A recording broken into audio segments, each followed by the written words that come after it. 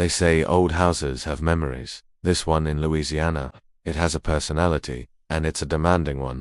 I bought it for a steal, a beautiful old Creole townhouse in the heart of the Garden District. I was so excited to start my new life, to fill its high-ceilinged rooms with laughter and music. That was my first mistake. The first week was a whirlwind of unpacking, boxes everywhere. I had my favorite playlists blasting, singing along as I sorted through my life in cardboard. That's when it started. A faint hum, almost imperceptible at first, like an old refrigerator kicking on. But it grew, a low, guttural vibration that I felt in my teeth. The music on my speaker started to skip and distort, drowned out by this oppressive thrum. I turned the music off, annoyed, and the hum stopped instantly. Silence. I just chalked it up to bad wiring. A few days later, I was on the phone with my sister, laughing about some old family story. Suddenly, a deafening shriek ripped through the air, like metal grinding on metal, but 1,000 times louder. It was so intense I dropped my phone and clapped my hands over my ears. The sound was coming from the walls, from the floor, from the very air around me.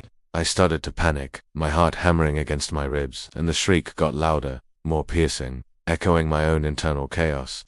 I scrambled for the door, desperate to get out, but the old heavy oak wouldn't budge. The knob wouldn't turn. I was trapped. In pure terror, I screamed. The house screamed back, the sound now a physical force that rattled the windows in their frames. I sank to the floor, sobbing, convinced I was going to die. As my sobs turned to whimpers, the house seemed to respond. The violent shaking of the windows lessened. The horrific noise subsided, fading back into that low, angry hum. My tears eventually ran out, and I just sat there on the floor, trembling in exhausted silence. And that's when the strangest thing happened. The hum completely disappeared. A soft click echoed from the front door. I looked up, and it was standing slightly ajar. That was my first lesson.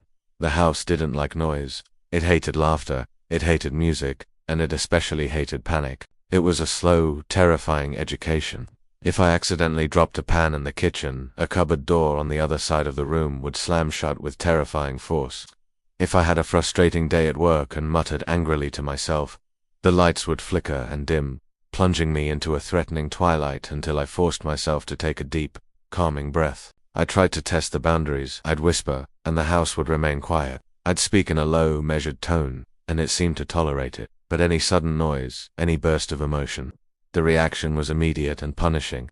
One evening, watching a sad movie, a tear slipped down my cheek. I wasn't even making a sound, but a floorboard upstairs groaned so loudly it sounded like a giant waking from a long sleep.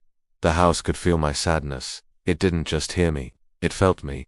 Living here became a kind of meditation, a forced mindfulness.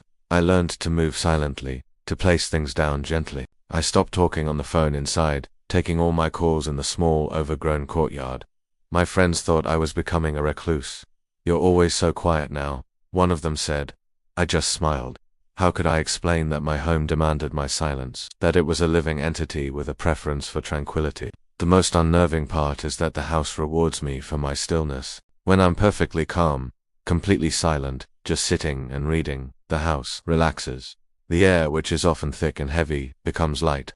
Sunlight seems to find its way into corners that were always dark before. Sometimes a door to a room I've never been able to open will just swing silently inward, inviting me to explore a new part of my prison, or my sanctuary. I'm not sure which anymore. Last night, I was meditating on the floor of the living room. My mind was empty, my body still. I was just being, and I felt it. A gentle, almost imperceptible warmth spreading from the floorboards up into my body. It wasn't threatening. It felt approving, like a purr. In that moment, I understood. The house didn't want me gone. It didn't want me dead. It just wanted me to be like it. A quiet, still fixture within its walls. I don't have friends over anymore. I don't play music. I don't even laugh out loud. I've become a part of the house's deep, profound silence. I move through its rooms like a ghost, and in return, it keeps me safe. It keeps me contained. The doors are always unlocked now, but I have no desire to leave. Why would I? It's so peaceful here, so quiet. The house and I, we finally understand each other.